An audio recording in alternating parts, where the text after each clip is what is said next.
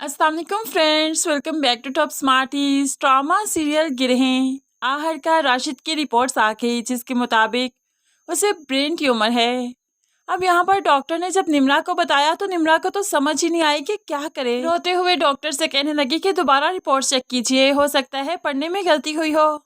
तो डॉक्टर कहने लगा मुझे पढ़ने में गलती नहीं हुई, लेकिन अगर आपने राशिद का इलाज बहुत जल्द नहीं करवाया, इसका ऑपरेशन नहीं करवाया तो आपको बहुत बड़ा नुकसान ज़रूर हो सकता है।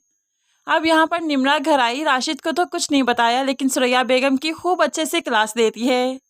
अब जानती भी है उसे बीमारी क्या है, ब्रेन ट्यूमर है उसे, और ये सब कुछ आपके गुनाहों की वजह से हुआ, आपकी वजह से वो ये सब कुछ भुगत रहा है। आप ये सब कुछ छोड़ क्यों नहीं देती। अब तो एकदम से सुरैया बेगम सकते में चली गई। ऐसा नहीं हो सकता, मेरे बेटे को ये बीमारी नहीं हो सकती, मैं मौत से लड़ जाऊंगी, मैं उसके लिए कुछ भी कर जाऊंगी, उसे मैं ज़रूर बचा लूंगी, तुम देखना उसे कुछ नहीं होगा। जल्दी से बेटे के पास की उसे प्यार करने लगी निम्रा। और सुरैया बेगम अब तो राशिद से और भी ज़्यादा अटैच हो गई, जिसकी वजह से राशिद को गुमान होने लगा कि जैसे कुछ उसके साथ गलत हो रहा है।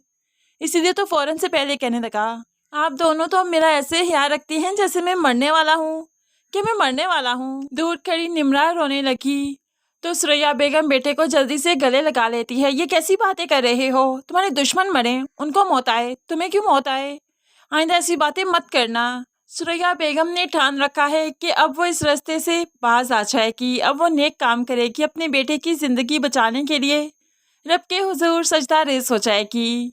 इसीलिए तो आज उसने सजदा रेज़ होने का जो सोचा तो जाए नमाज उठाकर नमाज पढ़नी शुरू कर दी। लेकिन जब उसने शिर्क किया था तो फिर कैसे मुमकिन है कि रब उसे माफ़ कर दे, इसीलिए तो उसे माफ़ी ही नहीं मिली। अब यहाँ पर उसे जाए नमाज पर बैठे हुए ही अजियत मिलने लगी कि वो चीखने लगी, चिल्लाने लगी। उसे तो जाए नमाज पर से पीछे फेंक दिया क्या, क्योंकि रब ने उसे कबूल नहीं किया, जिसकी वजह से वो बहुत शर्मिंदा है। दूसरी तरफ राशिद के सामने भी उसकी रिपोर्ट्स आ गई। वो जब रिपोर्ट्स देखता है तो सर चकरा सा गया। अब तो वो हिम्मत हार गया, होप्स हो कि राशिद की आगे चलकर मौत दिखाई जाए और यही सुरैया बेगम के गुनाहों का अंजाम होगा। दूसरी तरफ फिरोज काफ़ी कोशिश कर रहा है कि सदफ को घर ले जाए, लेकिन सदफ उसके साथ जाना नहीं चाहती। ऐसे ही फिरोज अपनी कोशिशों में कामयाब तो हो ही जाएगा, क्योंकि वो सदफ को धमका चुका है कि एक बार तुम्हें वापस लेकर आऊँगा, तुम्हारा वो हाल करूँगा कि किसी को मुंह दिखाने के काबिल नहीं रहोगी, तुम्हें तो जान से ही मार डालूंगा। अब फिरोज चूंकि साइको है तो वो फिर कुछ भी कर सकता है।